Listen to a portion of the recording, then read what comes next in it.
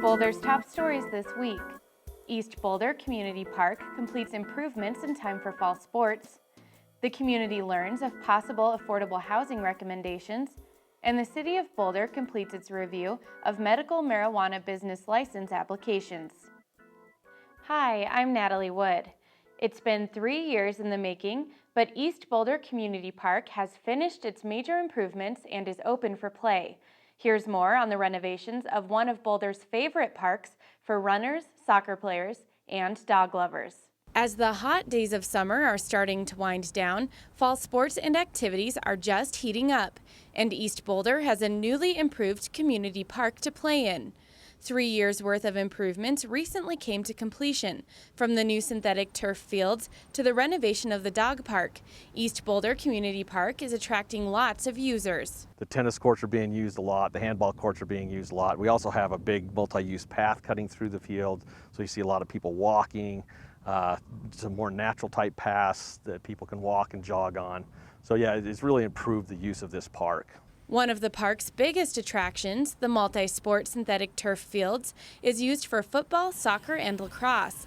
And Lamb says the new synthetic turf benefits the community because it's environmentally friendly and does not require as much maintenance as grass. They don't wear out so fast as natural grass turf. Less water, you don't have to fertilize it, you don't have to use herbicides for weeds, you don't have to come out and weed it. So maintenance-wise, it's a lot better of a field. Playability-wise, it's grass blades and it's infilled with a rubber and sand mix. So we can play schedule a lot of events and game time on these fields without wearing them out. The $2.9 million worth of improvements to the park have made it a more enjoyable and durable area to play in. And the Parks and Recreation Department couldn't be more excited for its future use. It's a wonderful park. We're excited to have this open. We're excited to see people come out and use it. Now as the cooler weather hits too, we'll start to see more people coming out and playing. And it's a good park to come and just either walk or play on the fields, use the tennis courts, the handball courts, the dog off leash. It's a good place to come and hang out.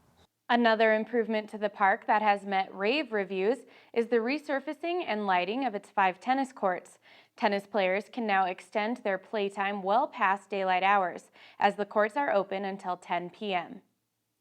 It's been a busy summer for the Parks and Recreation Department. Valmont Bike Park, another one of the community's newest hotspots, has been the place to go riding since its grand opening in June. And last weekend, mountain bikers who have been riding at the park all summer had their first chance to race there.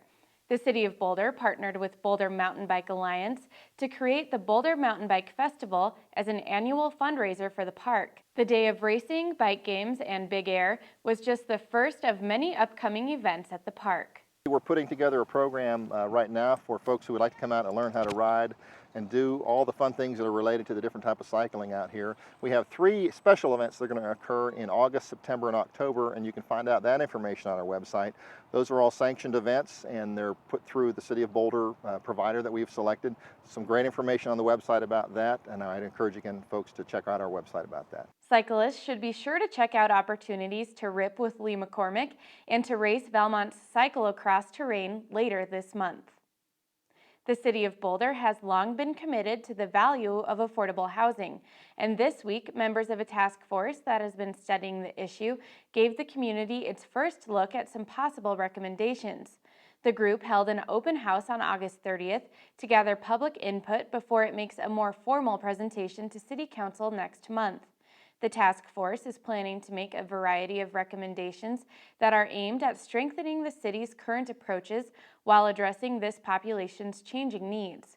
One of the key findings is that the city should reaffirm its commitment to making 10% of the city's housing stock permanently affordable to low and moderate income households. This goal was set in 2000. The city is currently 67% of its way to reaching this goal.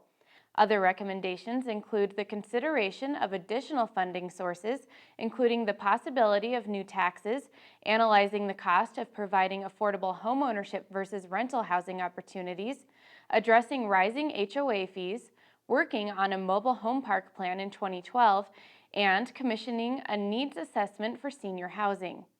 The task force will appear before City Council on September 20th. Its completed report, which will take into account the community feedback received at the open house, is expected to be posted at the city's webpage no later than September 16th. The City of Boulder has completed its review of the 120 medical marijuana business license applications received since last summer. So far, 48 licenses have been issued. 30 additional licenses are expected if owners make required changes that are expected to bring them into full compliance. Meanwhile, 9 businesses withdrew their applications and 33 were denied. Of those that were denied, 22 are awaiting appeals hearings. Businesses with pending appeals are permitted to stay open until their hearing results are known, but to prevent potential continued unsafe operation and to encourage equal treatment of all businesses, the City of Boulder has started inspecting medical marijuana businesses that are awaiting appeals hearings. Violations that pose an immediate health or safety risk must be fixed immediately. If other types of violations are found, the businesses will have 30 days to correct them. Otherwise, the inspection findings will become additional grounds for denial of the pending license application. That's all the time we have for this week. You can connect with Inside Boulder News on Facebook by submitting news tips and questions. Just search for City of Boulder Channel 8. I'm Natalie Wood. Stick around for more Inside Boulder next.